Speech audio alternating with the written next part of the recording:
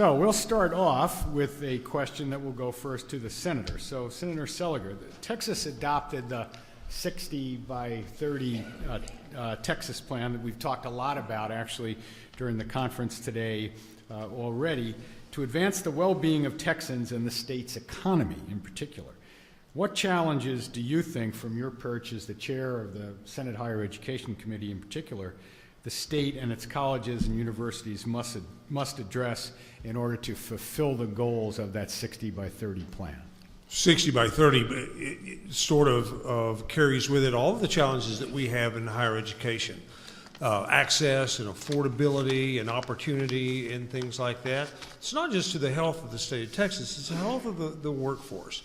Increasingly what we find out is that employers in the state of Texas require a diploma to pass a drug test, and increasingly some sort of certification, some sort of measure of suitability for the workforce. And I think it's a good goal, and it describes those workforce needs. Challenging because only about, I think, 20 some odd percent either have some sort of a degree or certification in the state of Texas. And in its last report to the Senate, Commissioner Paredes made it clear that we are making progress. We have to make so much more progress to get there. And quite frankly, I think where we're going to see the largest increments of gain and accomplishment are career and technical programs in public schools and in community colleges, who are geared very specifically to this sort of thing. And I think it gives us something to focus on, and it's a goal. Hopefully it's a high bar, but we are making progress. And we're going to work very hard. We don't often talk about, both in education and the higher education committees, talk much about our processes and the things that we need to change or do better without talking about 60 by 30. Representative Clardy, anything to add? Well, the thing I mention all the time about the 60 by 30 is we set this goal, and oftentimes these monetary goals are ambitious, and they should be, and it seems like a long way off. But 2030 is 12 years away. So to put that in context, the kids that are entering kindergarten and first grade will be part of the cohort that we will be measuring to see if we were successful in our goals. So we're dealing with, as we would say, the rule against perpetuities, real lives in being. So this isn't some 50-year plan or 100-year plan. This is real time, real people, real lives. And like I like to say, that's going to require real money. Mm-hmm. Mm-hmm. There you go. Amen to that. Senator Seliger, you mentioned passing a drug test. I was talking to one of our regional economic development officers in Wisconsin the other day, and he said, the employers in my region have two abilities they want people they look to hire to have. One is to pass a drug test, and the other is to use an alarm clock. So some of the basics we sometimes need to pay attention to. Let me ask this just as a follow-up. So in the Senate, in the House, are your colleagues generally aware of the plan and supportive of it? Oh, I don't think there's any question, because the commissioner comes and does his report before the Higher Education Committee all the time. And I guess my question would be, how can you not be in favor of it? This is how we're going to get the workforce that we need. If anybody has a better idea than 60 by 30, let's hear it. I'm all in favor of it. But right now, this is the plan. It's a sound one. It's well-founded. It's something that's attainable, but it is a high bar, as it should be. And so generally, I think people are very accepting of it. There's some skepticism. Can we get there? That's fine. If skepticism is a motivator, great. Yeah, and I think generally speaking, my colleagues in the House are aware of the 60 by 30. I think there's a general appreciation that it lines up well with other programs around the other states and around the world, that we do recognize we have made great strides in the last 10, 20 years, but we are still lagging behind international trends and places where we need to be as a state. One of the reasons we've had the remarkable growth in Texas is because of people see this as a place where you can bring your business and grow it. But if we don't have the workforce available and the educated individuals to fill the needs, they will stop coming. That's one of the essentials to make that decision. So I think generally everybody believes that education is good, that it's going to be helpful. We all know that's the surest indicator of future economic, personal attainment is levels of education. It's a good general rule. Now, that said, I will tell you, there are folks in the legislature, I was talking to one of them about dual credit, and they were going, well, so you get credit if you survive the duel?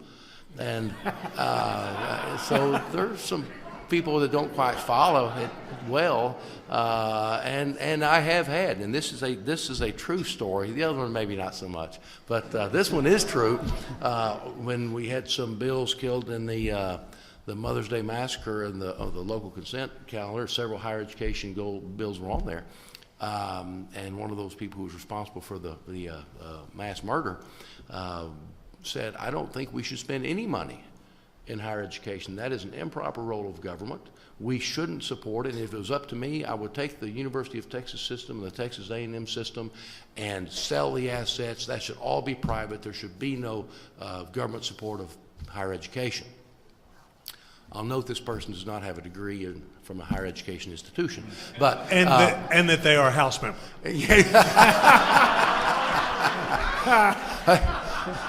But maybe looking to join the Senate.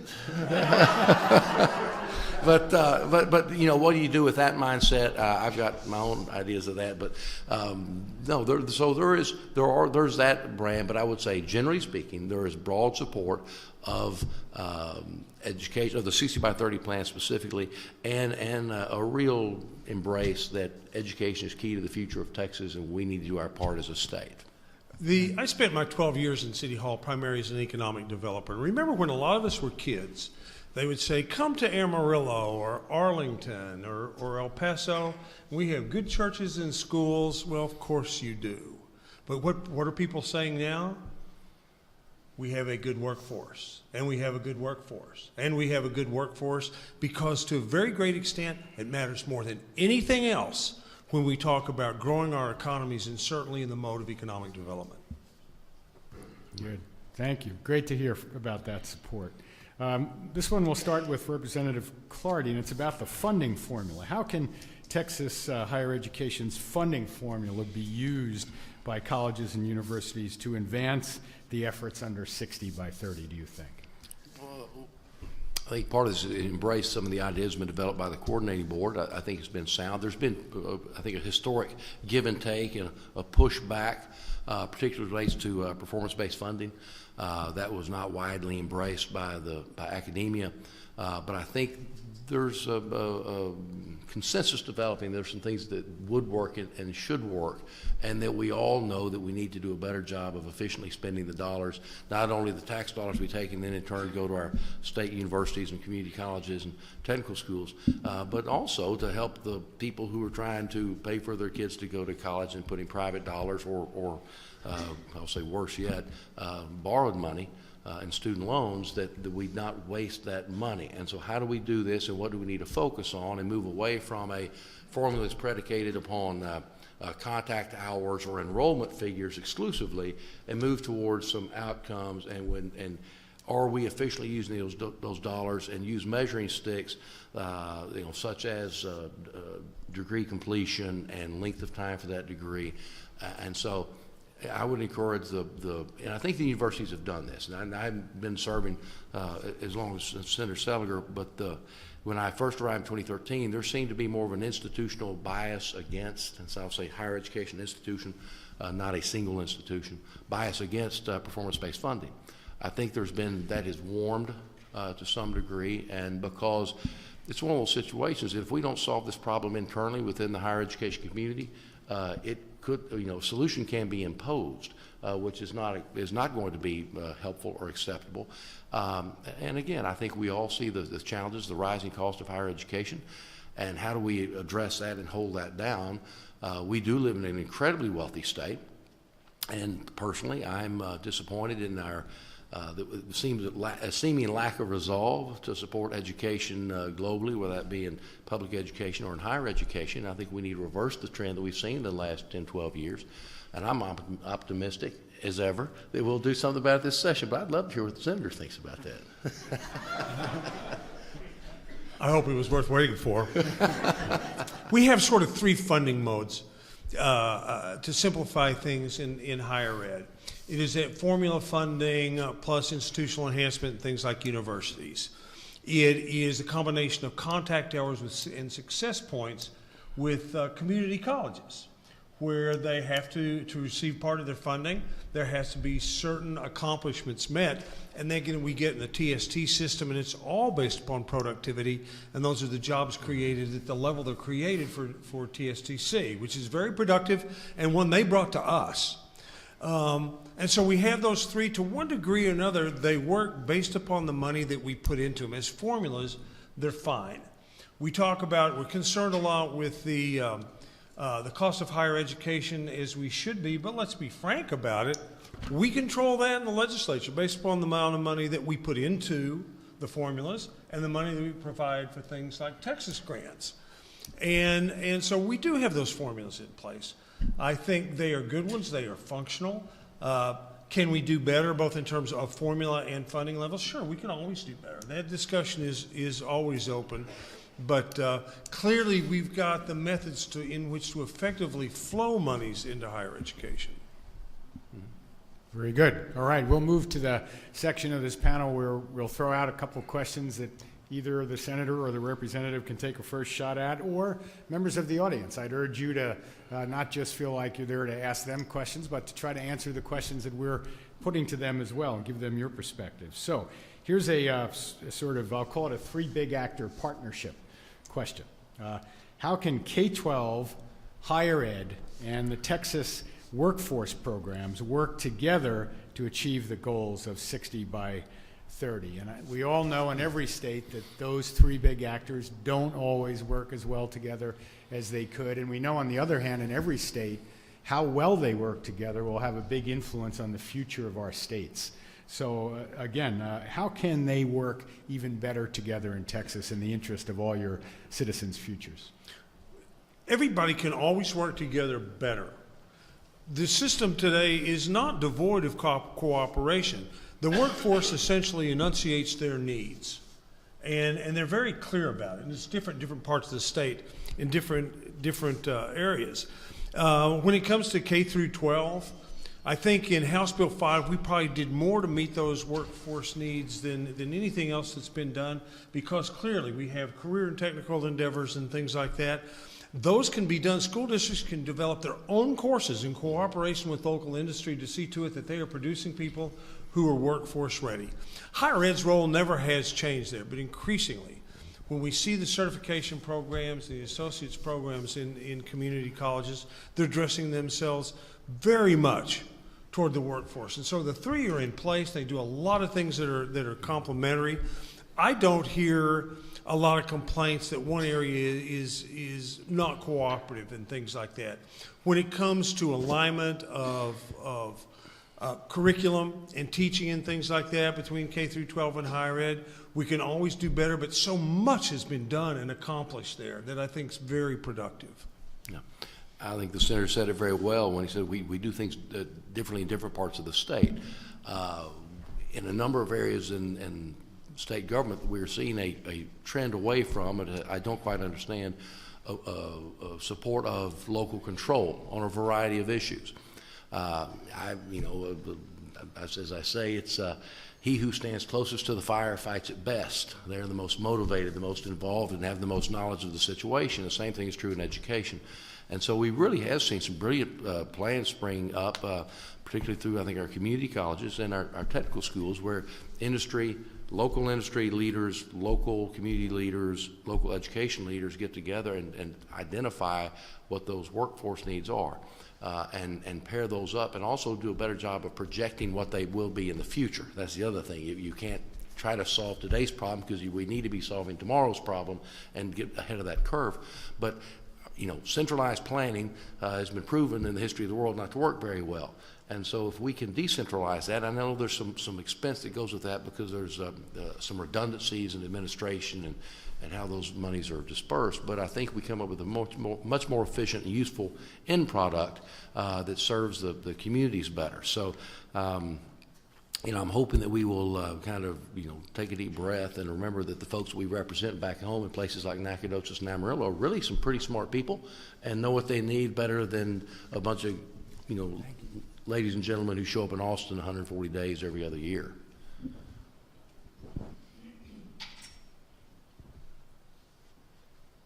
Did you get a good question for Travis? I think You want the hard one or the easy one? I think we're being asked to leave. Yeah, I'll throw, there are really two questions here, and I'll throw the first one up for both of you. And the question is, what is the viability of Senate Bills 32 and 33? Well, this really should be directed to you, Senator. Recently introduced by Senator Judith Zaffirini, related to free, quote unquote, free college, similar to other college promise programs implemented by other states and cities around the country. The viability of it. First of all, nothing's free. It's got to cost somebody. It costs a student, it costs the taxpayers. I haven't read 32 and 33 specifically, so I can't tell you. Affordability is important, but people don't value what they pay nothing for, in which they invest nothing. And the cost would be exorbitant, and I don't think that something like that's going to happen. I don't know what those bills say, but if those bills simply say college education can be free in the state of Texas, no, it's not. No, and I would agree. Somebody's going to pay somewhere. I mean, an issue, I would say, somewhat analogous is the Hazelwood program that we've had to deal with and still haven't really got a good solution for. And certainly they have paid something in their terms of their service as veterans. But it comes at an expense to someone else, and it has a disproportionate impact on certain institutions, and it sounds well and nice and good, but at the end of the day, yeah, somebody's got to pay the piper. Yep. And so we get the... Well, let me say this. I want to read the bills because Judith Zaffirini never does anything that can be flatly rejected by no. And so those bills say something besides higher education's free. There must be a vehicle in there, and I'd have to know what that is, because her stuff's more thoughtful than that. Yeah, and let me say, yeah, you're exactly right with Jude. I feel exactly the same way. But let's just say we're talking about a Bernie Sanders sort of, everybody gets to go to school free. Okay, well, that radically changes the state's responsibility of how we're going to pay for it. I mean, there are competing needs and demands. So it just, I don't see how that works for us at all. And so if the question is free education viable in Texas, I believe the answer is going to be no. Mm-hmm. I think one of the problems we have in this area now, see what you all think, is that when a student says to us, well, what's it going to cost me to go to College X? We really can't tell them, right? We have a sticker price, but a lot of the students aren't going to pay the sticker price because they're eligible for financial aid, federal, state, work study, other kinds of aid. So it's really hard for parents and students often to make a judgment. The FAFSA, the form they have to fill out, is complicated, and I think we lose some students who just say, oh, they see the sticker price and say, our family could never afford to pay that, when they don't know that their family actually, given their income, would pay much less than the stated sticker price. And I think that's part of the allure of the misnomer, as you're both saying, of free colleges. People they think, okay, I don't have to deal with all that. I can go and I don't have to pay anything. Right? I do 448 town hall meetings. That's how many I've done since I've been in office, generally in schools. And I will ask kids, the majority of the kids at those town hall meetings want to go to college. And I ask them, do you know what scholarships you're going to be eligible for in May? Nope. Why not? There will be millions and millions of dollars this May and June that are available scholarships that will go unclaimed. Mainly because somebody asked, or people in the secondary school didn't take this kid by the collar and say, do you know you're eligible for this or this or this, or the kids or their parents are not going and asking. It has a lot to do with the cost of education. April, May of my younger son's senior year, he comes home and said, Dad, I got a scholarship. I said, we didn't apply for any scholarship. And he said $300, it was a Rotary scholarship or something. You know, nowadays, that's about a semester's books, which is not inconsiderable. And I think that's one of the elements that we don't talk enough about when we talk about the cost of education. The fact that we can't tell somebody exactly what it's going to cost, okay. And the reason that we don't is because there's so many doors to be open there and so many potential ways to get to that cost of education. In a way, yeah, go ahead. Hey, I was going to say, one of the things I don't think we've done well. I think we have worked well together. You talk about K through 12, high ed, and the Workforce Commission, but the cooperation and really integration between K through 12, public education, higher education, we've done some good things to encourage counseling, but then we haven't funded enough counselors. And then our counselors at our schools are overwhelmed by other issues, from violence in the schools and cyberbullying and all the other things that counselors should be doing, that we don't have enough people giving the guidance to say this is what process you go through. I think we do need to move our counseling really literally into the primary school level to, at that point, start identifying aptitudes. Not everybody needs to go to a four-year college. There's plenty of career opportunities through the other pathways that are still consistent with 60 by 30 and will lead to an educated workforce. But we need to move, but that counseling needs to be more vibrant in that 8th, 10th, and then well before your senior year of just, okay, what color do you want your school colors to be, when you go to college? It needs to be a little more detailed. And I think we have tried to do some things, Kel. I think we've passed some bills that have had, I'll call it truth in advertising, or truth in the numbers from the universities so that it is available, but they've got to know where to look to find it, or even know to look to find it. And that's a counselor role in public education that we don't really get into in the higher education, but it's not integrated like I think it should be. Is there anybody here from the Panhandle, West Texas, that area? One person? Well, me. Obviously the envy of the room. The president of West Texas A&M has been to every high school in that area, the Panhandle, and visited schools and told those kids how much he wants them and how possible it is for them to go to West Texas A&M. But what he tells them is, if you have to borrow money to come to West Texas A&M, don't do it. Go to your local community college, get an associate's degree. You will graduate exactly at the same rate as young people starting West Texas A&M as freshmen at a fraction of the cost. And that's an equation we need to do all the time, and it's not often calculated in that sort of thing. I had a lady, Houston Community College, asked me one time, very nice lady, stood up and said, my son goes to Texas A&M, and can you lower his tuition? And everybody laughed, and I said, yes, ma'am. How's he doing at Texas A&M? Great. Yes, ma'am. It'll take me till tomorrow afternoon, and we'll lower his tuition. And she looks at me kind of quizzically, and I said, if he's that good, we're going to take his stuff to West Texas A&M. We're going to enroll him. He will graduate and get a really good education at pretty much a fraction of the cost. I never got that information, and I assume he graduated from Texas A&M and is a big success. There's a lot of things that go into that discussion. But one thing's changed. As I'm going back, I graduated from high school in 1980, and I remember the uproar and the shock. And people were incredulous that they were going to jump the tuition rates from $4 a tuition hour to $12 tuition hour. The sky had fallen, and to a professional school was going to go from 12 to 36. And at that time, I remember thinking, I thought it was a great thing about Texas, and I believed it then, and I think it was true then, that if anybody wanted to get a college education in Texas at that time period, you could afford to do it. Now, you might have to work 2 jobs, and you might have to really be aggressive about scholarships and do those things. But you could get an education, and it may be at then West Texas State University or East Texas State or Angelo State or wherever, but you could do it then. It was affordable for everyone if you wanted to do it. I don't know that that's true anymore. And a big driver, a big motivation of the 60 by 30 is to reach out to those students. This is their one best chance. It's their one last chance to get that education. And what are we doing to make that opportunity available, not just for those of us who've been fortunate in life and, had access to things in our younger days, but to those other people that do not. And yes, I am a Republican, just for the record. But how do we do that? And there is a way to do it. And we had it once upon a time, but we've moved away from that model. And it's a shift of priorities. And I think we've seen this last election cycle, not to get political, but I think the citizens of Texas are wanting to see us focus on big goals and things that matter, like public education and higher education. I think they are telling us where they want us to put our mouths with their money. Good to hear. Another question from the audience. How can community colleges stay affordable with cuts in state funding?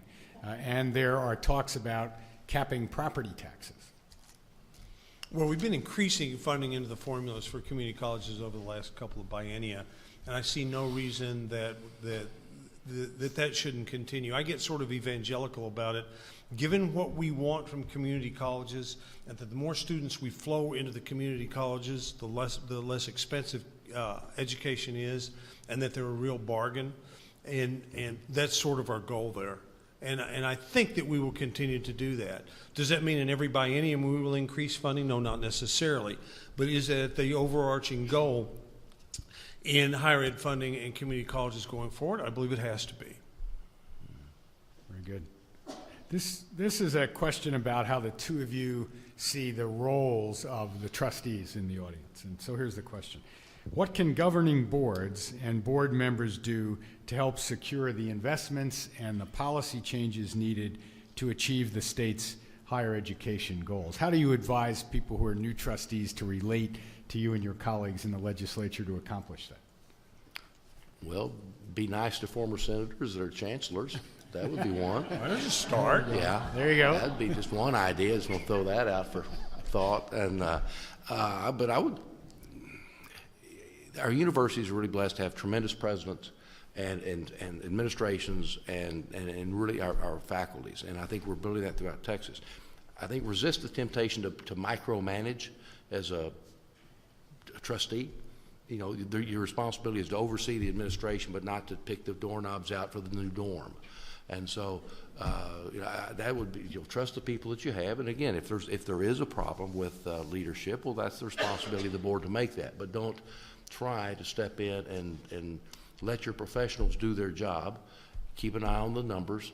You know, read the paper, stay current, talk to the students, and see how it's working. And but those are my thoughts. I couldn't agree more. The most important thing a board of trustees will do are name presidents of universities. And as critical as I have been of boards of regents around the state of Texas, they have done that job beautifully well.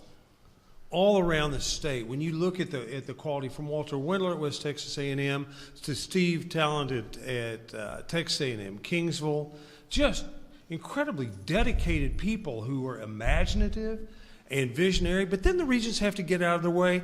Regents don't run institutions. Regents hire presidents and they run the institutions. And you know, there needs to be some sort of clarity about that, and to date I don't think there necessarily has been.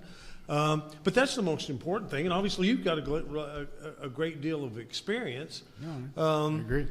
And know how to communicate. Regents don't know how to communicate with educators and things like that. And it's something I've sort of studied a little bit with some of the controversies. If you've got a regent calling a dean and wanting to know something or taking exception, you have a serious case of mismanagement. That regent wants to talk to the dean, the regent talks to the president of the university and says, here's what I want to know and how I want to know it and things like that. And it's far more efficient that way. It works more effectively because the dean doesn't work for the Board of Regents. They work for the university and for the president of the university. And I should tell you, Senator, if you don't know, that Steve Talent came from the University of Wisconsin to Texas. Everybody gets it right occasionally. No, it's a great institution. It comes as no surprise. And he's proud of it, as I recall. He is. He's a good guy.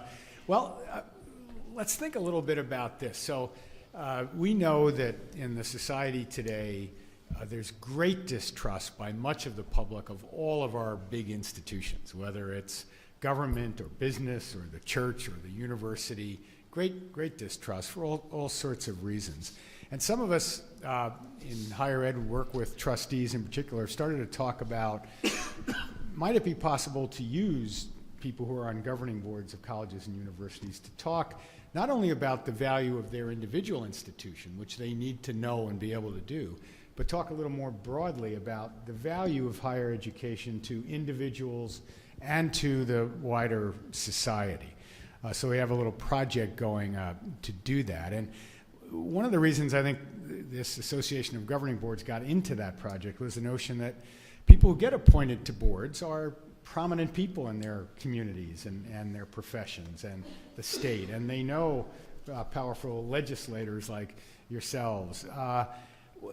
what would your advice be to people about how best as trustees to promote the value of higher education to Texas citizens and the Texas economy? What can they, in their unique roles, and they are unique because, they know more about us than anybody else who doesn't work in the community college or the university, right? And they're informed outsiders, and they have credibility, therefore, that those of us who take a paycheck from the university don't. Is there something valuable there that they can do to make arguments to your colleagues about the value of higher education to Texas? Representative Clardy, you cited your colleague who said, well, there's really no value to public education anyway. How can trustees and others help to turn some of that negative narrative that we hear about higher ed back?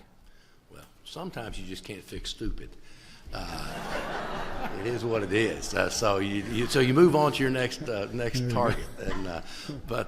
What can they do? One thing I think would say, and I think Governor Abbott has been doing this in the appointments of the board of trustees, is these people have been successful people in their walks of life, different things.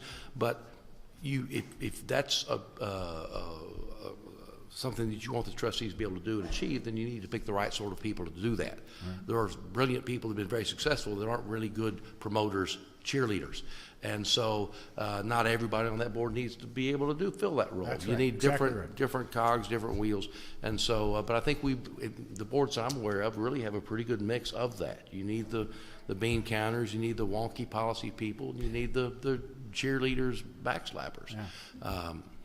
Every once in a while that comes in one package. But you're right. And let's not overstate the value of a board of regents. First thing that they do is hire presidents who hire really good educators, and then it's their product. The students come out there that are going to promote the value of higher education. If those regents pick really good presidents and do a good job of handling the money that may be part of a system and then disappeared for 2 years at a time, would be just fine. It doesn't mean they don't have value. It's what is their job. What do you do if you're an A&M regent and you have all these health science related institutions and colleges?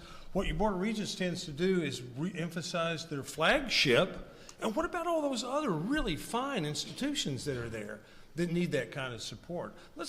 I don't mean to demean the value of boards of regents, but if you have to look around and find a function for them to perform, then there is not one. And one of the issues, I think, in Texas is, of course, you've got a number of systems, and it can be difficult for system board members in particular to know as much about all of the different kinds of institutions in the system as in contrast with people who are board members for individual institutions. So I think those system board members have some particular challenges along the lines. But they're all smart, and they're very well informed, and they get it. That's good. Good to hear. And let me assure all my President and Chancellor colleagues here that on this project we're working very closely with and through the presidents and the chancellors, partly because, as you say, not all trustees would want to do this, not all trustees would be good at it, and the president and chancellor needs to say, boy, Trustee X and Trustee Y might really be helpful working with the legislature, working with the governor, helping the business community to get behind the budget request or whatever. But when we have hearings, including budgetary hearings in front of the Senate Finance Committee, and I don't think the House is any different, you can parade all the regents in the world you want, but what we want to talk to are the people who run the system, the chancellors, and the presidents of the institutions. Right. And the 4-H kids, right? Always 4-H kids. All right. We had a recent election, and one of you, I think Representative Clardy, you already alluded to this. Do you see any particular messages, any effects of the recent election in the future on Texas higher education, how you treat it, how it operates? Are there messages we should take, those of us in higher ed, those of us on boards, from the recent vote here nationally? Any messages? Allow me to ramble more than usual here. It was I think gratifying to see for the first time in my adult life to see our teachers, both current and retired teachers, get actively involved in the election process and their voices were heard in a very meaningful way. and that's important because we're at it's an interesting juncture where and this is not by serving higher education, but you can look at the numbers of teachers that are coming into the profession in the lower grades in K through 12. And I think last year we passed for the first time where more teachers now get alternative certification to come out of our universities in a traditional college of education format. That trend, there's nothing to say that that's slowing or that it's changing in any way. To meet the goals we're setting and with our population growing, we need more teachers. At the same time, we know that students that are in school have no interest in going into teaching. In 2015 SATs, 4% of kids said, I want to be a teacher, compared to 10 years before that, where close to 20% said they would think about being a teacher as a profession. So I think the time has come. I'm really hopeful in this session that we will, one, honor the promises we made to our retired teachers in TRS care and TRS and in those pensions, and that we will do those things necessary to get students interested in going into teaching. Now, how does that affect this crowd and this audience and our colleges of education? It comes back to the economics of the cost of education. And it's hard to justify the sort of debt or expense that goes into getting a four-year degree in a college of education to take a job that doesn't, the compensation just really doesn't make sense. I mean, how many people have you heard have told there's children, you may have told your own children, don't go into education, don't go into teaching. You know, go to law school, go to med school, go to engineering, do whatever. We can't get close to 20 by 30 if we don't have qualified teachers in the classrooms to produce the feedstock, if you will, to funnel into our institutions of higher education. And this is a real-time problem. And if we get this one wrong, we don't get it wrong for a year or two, those ripples play out for 20, 30 years before we can get that corrected. So I'm hoping politically that we do take to heart the message that Texas said, that we want to see, yeah, we want property taxes lower, but I think the equal message, collateral message to that is we want the state to pick up its share of public education, so we make that a priority with how we spend our tax dollars. Senator John Cornyn said this week that Texas right now is a purple state. Not irretrievably so. I mean, all the statewide office holders are Republicans, but if you look at the number of votes that Greg Abbott got, and then you go down ballot when people are not straight ticket voting, and they're not going to be able to after 2020, all those people who are Republicans or undecided leaning Republican are voting for Greg Abbott and then voting for someone else down there. And I read something today that says we are very, very close to the first Democrat being elected to statewide office since 1994. And there's no way you can ascertain anything different from those things. And what we saw, certainly this is true up in North Texas, that educators, public school educators and locally elected officials played a bigger role than ever before, because we keep trifling around with vouchers when it comes to public schools, and the elimination of checkoff for public school teachers, for their groups, not for police and firefighters, only for public teachers. And public teachers, for the first in a long time, they always know what the problems are. They make them very clear to us, but they decided to quit trying to convince Travis and me of it and go to the polls, where everybody's convinced. And it made a big, big difference. And I think you're going to hear a little bit different tone when it comes to public ed and local control, local units of government going forward to 2020. Interesting political times in Texas and elsewhere, for sure. Mary, do we have a few minutes for questions from the audience for our representative and senator? Folks, come forward. What sounded interesting to you in this conversation that you want to follow up on? Mary's got a mic for anybody who wants to ask. Yeah, one here. Yes. Again, thank you for coming and sharing your perspectives. Could the Rainy Day Fund play a role at all in helping meet some of the educational needs in 60 by 30? The Rainy Day Fund could do a lot of things, because here before long it's going to be $12 billion, and right now it's doing absolutely nothing. Educating not one child, not addressing one illness. Not building a road, not Yeah, building a lake. Does nothing.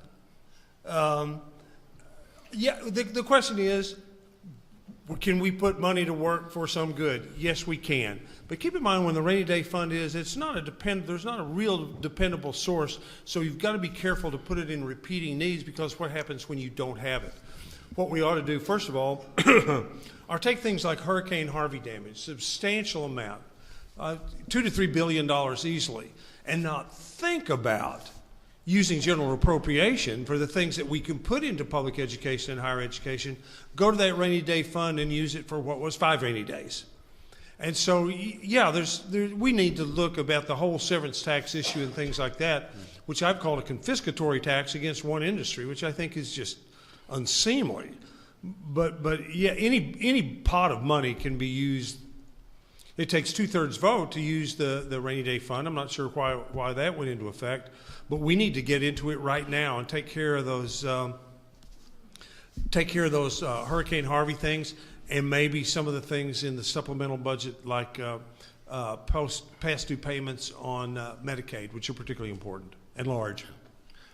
And I think certainly in the House, there's a growing appetite to use the rainy day funds. There's actually a hearing tomorrow, I think 10 o'clock. I'm going to go attend that on the ESF fund and status and some of the goals with that. But too many of our colleagues historically, I think certainly before this most recent election cycle, have viewed the rainy day fund like it's the Hope Diamond.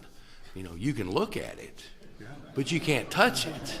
And so I think there's a growing sense that we can actually do something with those funds. And again, not to take it below the amount. We've agreed generally $7 billion is the right number to give us the best bond ratings, et cetera. There's a reason to have a portion that we keep secured for, true emergencies. But I think one thing we need to do this session, there's a number of pension liabilities that are out there that could be cured. Proverbial stitch in time saves 9. I think it would really be legislative negligence on our part. I can see in 20 years from now our future colleagues looking back and going, man, why in 2019 when they had this money and all these funds, if they had just spent a few $100 million here, we wouldn't have this $20 billion contingent liability like we see in states around the country. I think it's time to use a little vision and maybe exercise a little bit of political courage and step out and put this money to work. I'm not going to get all preachy on you, but I do think it's analogous to the parable of the talents. And right now, we are the lazy and slothful servant who has stuck our rainy day fund under a rock and think we're going to be rewarded for it. And we're not. Now's the time to use it sensibly. I had a great conversation with our next speaker, Dennis Bonnen, yesterday. We met. I think there's an awareness of this issue, certainly, and a desire to do these things, to use it sensibly, not to create new programs, not to throw money around, but to use it wisely. I think Governor Abbott is very much is in that same position, and I'm hopeful our colleagues in the Senate can move us all in that right direction. There's a lot of speaks mostly to universities. A lot of need for facilities in those universities, and we have crests for billions and billions of dollars, but some of them are some really profound needs.